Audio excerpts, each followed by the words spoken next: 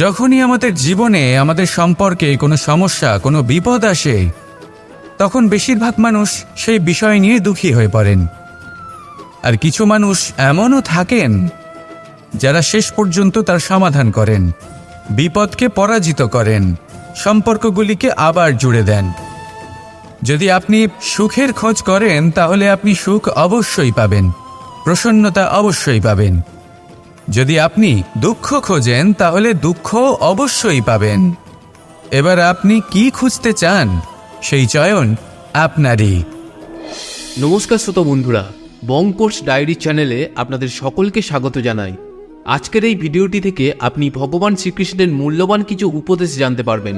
এই মূল্যবান উপদেশগুলি আপনি কাজে লাগিয়ে আপনার জীবনে সফলতা অর্জন করতে পারবেন। তাই আজকের এই ভিডিওটি অবশ্যই মনোযোগ সহকারে শেষ পর্যন্ত দেখবেন।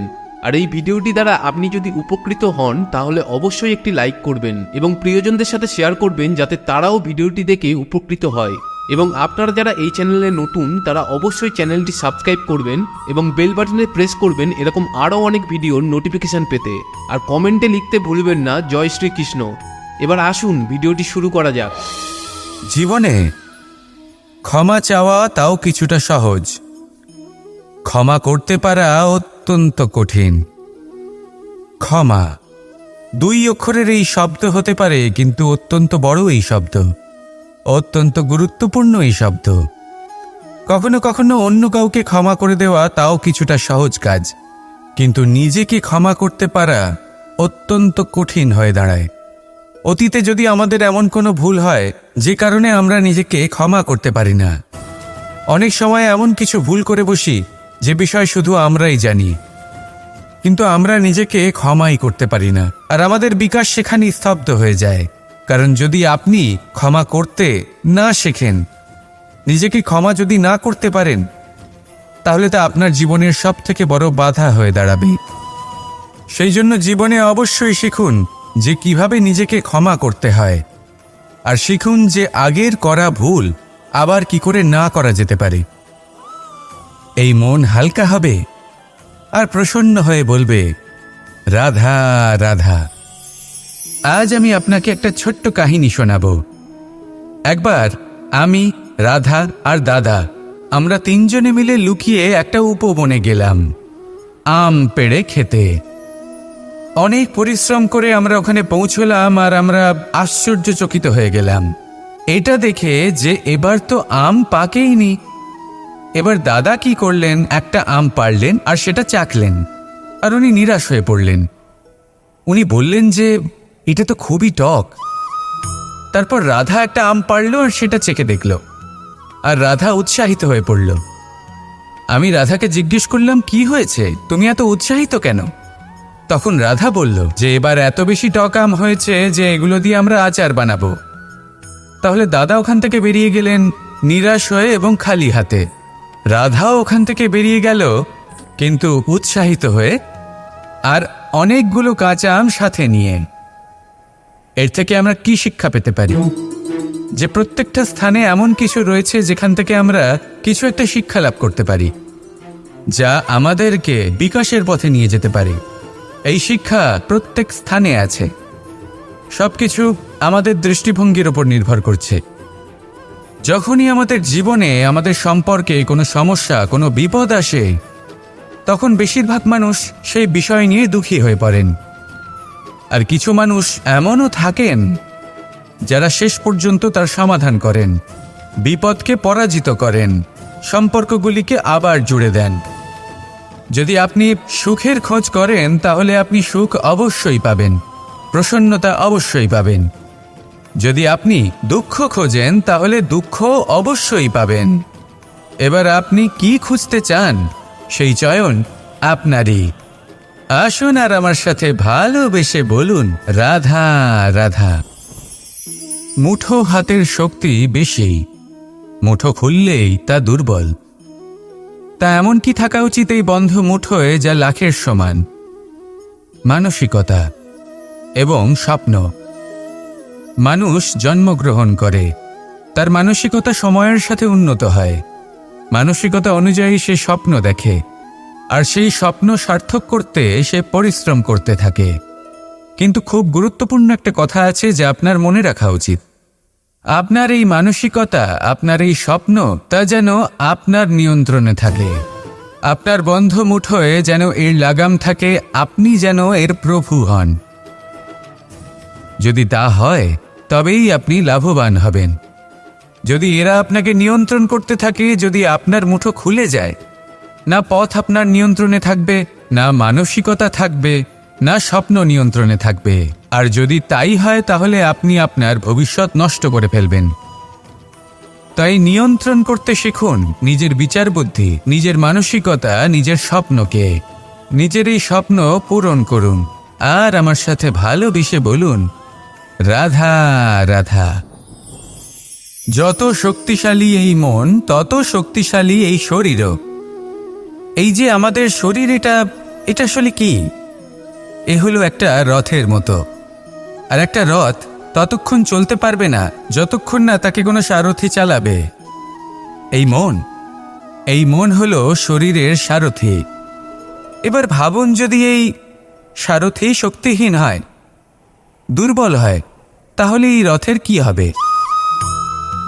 এটা উচিত পথে চলতে পারবে না, উচিত গতিতে চলতে পারবে না, মন মতো স্থানে এটা পৌঁছতেও পারবে না। সেই জন্য মনের শক্তি অত্যন্ত প্রয়োজনীয়। এবার মনের শক্তি আমরা কোথা থেকে লাভ করি? দৃঢ়তার শক্তি থেকে। এবার এই শক্তি আমরা কিভাবে বাড়াতে পারি? আমরা প্রতিদিন কিছু নতুন স্থির করি, কিছু ছোট, কিছু বড়। আর যেই আমরা নতুন কিছু পূর্ণ করি, আমাদের মনের শক্তি বেড়ে যায়। আর যদি পূর্ণ না করতে পারি, মনের শক্তি কমে যায়। একটা দেওয়ালের মতো ছোট ছোট ছোট ছোট শিলা আমরা একটার পর একটা স্থাপন করে একটা দেওয়াল তৈরি করি। এতগুলো পাথর যখন একত্রিত হয়ে যায়, তখন এমন এক দেওয়াল তৈরি হয় যাকে ভাঙা প্রায় অসম্ভব হয়ে দাঁড়ায়। সেরকমই হয় মন এবং দৃঢ়তা। ছোট ছোট কাজ করে নিজের লক্ষ্য পূর্ণ করুন। এই লক্ষ্য যদি পূর্ণ হয়, তবে মনের শক্তি বাড়বে। কিছুটা এইভাবে যে যত বড়ই বিপদ আসুক না কেন, সেই বিপদ নিজে হার মেনে নেবে, কিন্তু আপনার মন ততটাই শক্তিশালী থাকবে। তাই মনের শক্তি বাড়াতে থাকুন, যাতে আপনি উচিত পথে চলতে পারেন, উচিত গতিতে চলেন আর মনোবাঞ্ছিত স্থানে পৌঁছতে পারেন। তবেই এই মন প্রসন্ন হয়ে বলবে, রাধা রাধা। মানুষ সবসময় চায় যে তার জীবনে যেন কখনো কোনো সমস্যাই না আসে। সে চায় তার জীবন যেন শুধুমাত্র শান্তি এবং সুখের দ্বারা পূর্ণ থাকে।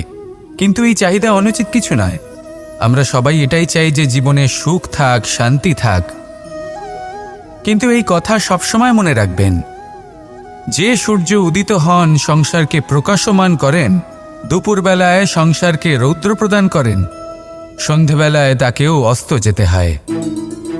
এবার আমাদের জীবন চক্র কিছুটা এরকমই। কোনো কিছুই চিরকাল একরকম থাকে না। কখনো এই নদীকে দেখুন, যা বয়ে চলেছে। এই নদী যা বয়ে চলেছে, তার পথেও অনেক বিপদ আসে। বড় বড় পাথরের সম্মুখীন হয়ে তাকেও সামনে এগিয়ে যেতে হয়। একটি পুকুর যা চারদিক থেকে ঘেরা, তার জীবনে কিন্তু কোনো সমস্যা নেই। কিন্তু এই সংসারে পুকুরের পুজো করা হয় না, পুজো করা হয় নদীকে। মনে রাখবেন, সমস্যার ঊর্ধ্বে তিনি উঠতে পারেন যিনি সমাধি লাভ করেছেন, যিনি এই সংসারেই নেই। যিনি এই সংসারে আছেন এবং জীবিত আছেন, তার জীবনের সমস্যা হলো শ্বাসবায়ুর মতোই গুরুত্বপূর্ণ। আসুন আমার সাথে ভালোবেসে বলুন, রাধা রাধা। ধন, সম্পদ, ঐশ্বর্য, মানুষ হয় নিজের সৌভাগ্যের দ্বারা এগুলো লাভ করে থাকেন বা কর্মের দ্বারা। সৌভাগ্য আসলে কি? গ্রহের দশা যা প্রত্যেক মুহূর্তে বদলাতে থাকে। কর্মের মাধ্যমে যখন আপনি ধন অর্জন করেন, তখন সেই ধন আপনার আগামী প্রজন্ম লাভ করে। সেটা হয় সে ভোগ করে বা তার জন্য তার ভোগান্তি হয়। আর এটা নির্ভর করছে আপনার কর্মের ওপরে। কি কর্ম করেছেন আপনি সেই ধনকে লাভ করার জন্য? যদি আপনি সৎপথে চলেন, নিষ্ঠা ভরে আপনি কর্ম করে থাকেন এবং তার ফলে আপনি ধন অর্জন করে থাকেন, তাহলে আপনার আগামী প্রজন্ম সেটা ভোগ করবে সেটা প্রয়োগ করবে নিজের বিকাশের জন্য। কিন্তু যদি আপনি কুকর্ম করে থাকেন, কোনো রকম ছলনা করে থাকেন এই ধন লাভ করার জন্য, তাহলে 100% আপনার আগামী প্রজন্মকে এর জন্য ভুগতেই হবে। তাহলে আপনি কি চাইবেন, যে আপনার আগামী প্রজন্ম সুখ ভোগ করবে, নাকি আপনার কুকর্মের পরিণাম ভোগ করবে? নির্বাচন আপনারই। আসুন আমার সাথে ভালোবেসে বলুন, রাধা রাধা। এই সংসারে যখনই কোনো সমস্যা আসে, তখন আমরা আমাদের সব থেকে বড় সম্বলের কাছে আশ্রয় খুঁজি, তা হলো আমাদের বিশ্বাস। এবার প্রশ্ন হলো এটাই যে এই বিশ্বাস কার উপর করা যেতে পারে? পরিবারের ওপর, বন্ধুর ওপর, নাকি তাদের ওপর বিশ্বাস করা উচিত যাদেরকে আমরা কখনো সঙ্গ দিয়েছি? দেখুন, এই সংসারে বিপদের সম্মুখীন হলে কে আপনাকে সাহায্য করবে সেটা নির্বাচন করা আপনার হাতে নেই।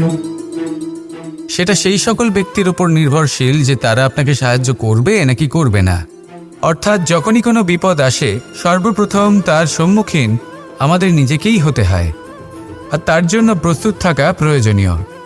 সেই শক্তি, সেই সাহস অর্জন করা প্রয়োজনীয়। দেখুন, যখনই অন্ধকার আসে তখন সবার আগে কে আপনাকে ত্যাগ করে চলে যায়? আপনার নিজেরই ছায়া। এই অন্ধকারের সম্মুখীন হতে হয় অন্তরের প্রদীপের দ্বারা, অন্তরের আত্মা দ্বারা। তবেই আপনি অন্ধকারের ওপর জয়লাভ করতে পারবেন। সেই জন্য যে বিপদই আসুক না কেন, নিজেকে তার জন্য প্রস্তুত রাখা উচিত। সেই সাহস নিয়ে আসুন। এমন কোনো বিপদ নেই যা আপনাকে ভেঙে দিতে পারে। আসুন আমার সাথে ভালোবেসে বলুন, রাধা রাধা। লোভ আপনার অন্তরের আরও একটা শত্রু। দেখতে গেলে এটা একটা শব্দ, একটা সংস্কৃত শব্দ। লব ধাতু থেকে উৎপন্ন হয়েছে। এর অর্থ কিছু লাভ করা। কিছু লাভ করা অনুচিত নয়, আরও কিছু লাভ করাও অনুচিত নয়, কিন্তু সব থেকে বেশি আমিই লাভ করব, আমি আরও চাই, আরও বেশি চাই, আরও বেশি পেতে চাই, এটাই হলো লোভ। আর এই লোভ যখন গ্রাস করে তখন আপনি যা পেতে চান, সে ধনই হোক বা মানই হোক, তা অর্জন করার জন্য মানুষ যে কোনো স্তরে পৌঁছে যেতে পারে। যদি মানুষ ধন অর্জন করতে চান তাহলে তার জন্য তারা অধর্মের পথেও চলতে পারেন। যদি সম্মান অর্জন করতে চান তাহলে অন্য মানুষকে ছোটও করতে পারেন। শেষ পর্যন্ত আপনার এটা মনে হতে পারে যে যদি একটু অল্পই প্রাপ্ত করতাম, কিন্তু ভালোবেসে প্রাপ্ত করতাম, এই জীবন আরও অনেক বেশি সুখী হতো। লোভ আপনার জীবনে, আপনার মনে কখন যে প্রবেশ করবে সেটা আপনি জানতেও পারবেন না। তাই এটা চিনতে শিখুন আর তৎক্ষণাৎ জীবন থেকে বাইরে ফেলে দিন। যা কিছু লাভ করতে চান তা ভালোবেসে লাভ করুন, আর সেই ভালোবাসার সাথেই বলুন, রাধা রাধা রাধা রাধা। আপনারা হয়তো ভাবছেন কি আশ্চর্য ব্যাপার, প্রত্যেকবার আমি কথা শেষ হওয়ার পরে রাধা রাধা বলি। এইবার আমি আগেই বলে দিলাম। কারণটা কি? কারণ হলো অত্যন্ত বিশেষ। প্রত্যেকবার কথা সমাপ্ত হবার পরে আপনাদের সবার মধ্যে ভালোবাসা বিতরণ করতে চাই, তাই রাধা রাধা বলি। কিন্তু এইবার এই নতুন এবং বিশেষ সূত্রপাতে প্রথমে প্রেম বিতরণ করা অত্যন্ত আবশ্যক। এবার একটা বিষয় আছে যা জানেন হয়তো সকলেই, কিন্তু বুঝতে খুব কম জন পারেন। এই প্রেম, এই আনন্দ, এই সকল কিছুর সূত্রপাত হয় নিঃস্বার্থ আবেগের দ্বারা।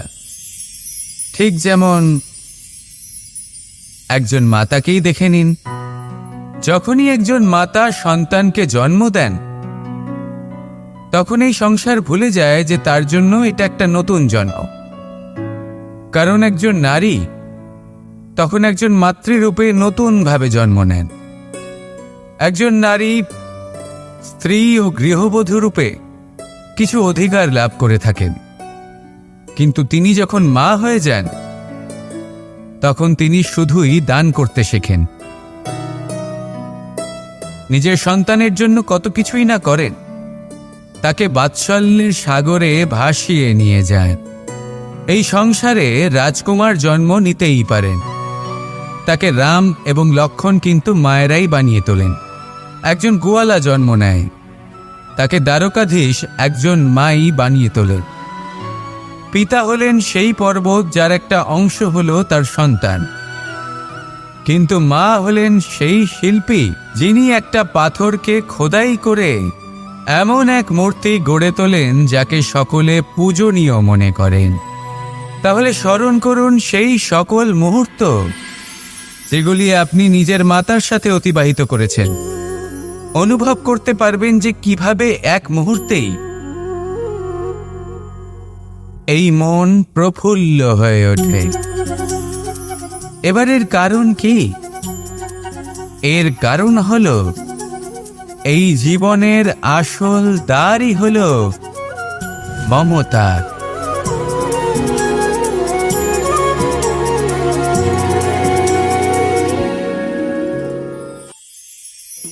আমি রাধাকে ভালোবাসি, আর এই কথাটা সমগ্র সংসার জানে।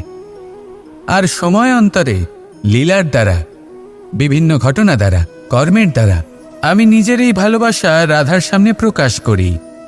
এবার আপনি বলবেন, এসবের কি প্রয়োজন? রাধা কি এই কথা জানে না যে কৃষ্ণ তাকে কতটা ভালোবাসে?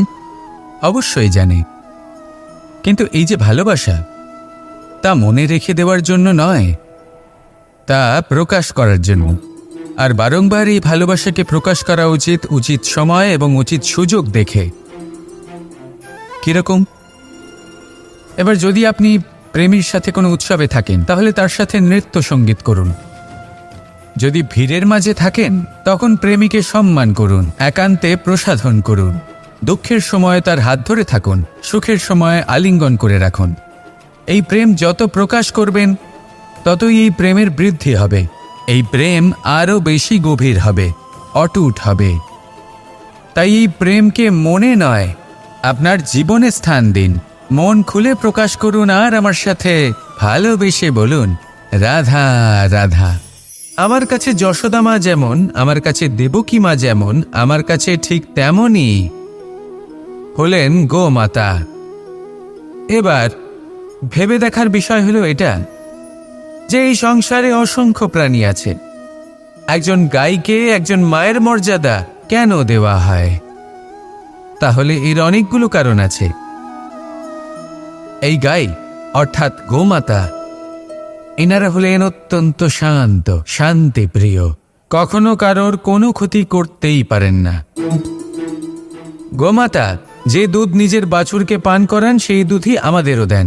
সেই দুধ পান করে আমরা শক্তি লাভ করি। এই দুধ থেকে আমরা মাখন, ঘি, পায়েস, এইসব সুস্বাদু খাবার লাভ করি। গোমাতার গোবর আমাদের জ্বালানি হিসেবে সাহায্য করে, যার ফলে খুব কম সংখ্যক কাঠ ব্যবহার করা যায় এবং বেশিরভাগ জঙ্গল সুরক্ষিত থাকে। গোমাতার গোমূত্র, সেটাও আমাদের কাছে লাভজনক। এর দ্বারা আমরা অনেক রোগ থেকে মুক্তি লাভ করতে পারি। গোমাতা যখন একটি বাছুরকে জন্ম দেন, তখন সেই বড় হয়ে আমাদের ক্ষেত কর্ষণ করে। সেই জন্য গাইকেও জীবনে মায়ের মর্যাদা দেবেন। যতটা সম্ভব তাকে সেবা করুন এবং ভালোবেসে তাকে পালন করুন। এই মন নিজে থেকেই প্রসন্ন হয়ে বলবে, রাধা রাধা। কখনো কোনো প্রজাপতিকে উড়তে দেখেছেন? কি সুন্দর উড়ে বেড়ায় সে, এক ফুল থেকে অন্য ফুলে, এক পাতা থেকে অন্য পাতার উপর। কিন্তু সে কিভাবে উড়তে শেখে কখনো ভেবেছেন? জন্ম থেকেই কিন্তু প্রজাপতির ডানা থাকে না। ও কিন্তু ছোট্ট একটা ডিমের আকারে জন্ম লাভ করে। তারপর সেই ডিমটি ভেঙে একটি কীট বাইরে আসে। আস্তে আস্তে সে বড় হয়, ওর শক্তি বৃদ্ধি পায়। তারপর সে সেই কীট দশা ত্যাগ করে নিজের ডানাগুলি মেলে। এই প্রক্রিয়া তার কাছে সরল নয়, অত্যন্ত যন্ত্রণাদায়ক প্রক্রিয়া, কিন্তু সে সেই যন্ত্রণা মেনে নেয়। আর তারপর আস্তে আস্তে সে উড়তে শেখে। শুধুমাত্র আকাশে উড়ে বেড়ায় তা নয়, আমাদের মনের মাঝে উড়ে বেড়ায়। এবার এই ডিম থেকে প্রজাপতি হয়ে ওঠার যে যাত্রা, এটা যতটা কঠিন, ততটাই কঠিন হয় এই সংসারে শ্রেষ্ঠ কর্ম করা, ততটাই কঠিন হয় এই সংসারে মহান হয়ে ওঠা। সেই জন্য প্রয়োজনীয় প্রচেষ্টা এবং সময়। নিরন্তর প্রচেষ্টা করতে থাকুন, পর্যাপ্ত সময় নিন এবং আপনি নিজেকে এই আকাশে উড়ন্ত অবস্থায় পাবেন। আসুন আমার সাথে ভালোবেসে বলুন, রাধা রাধা।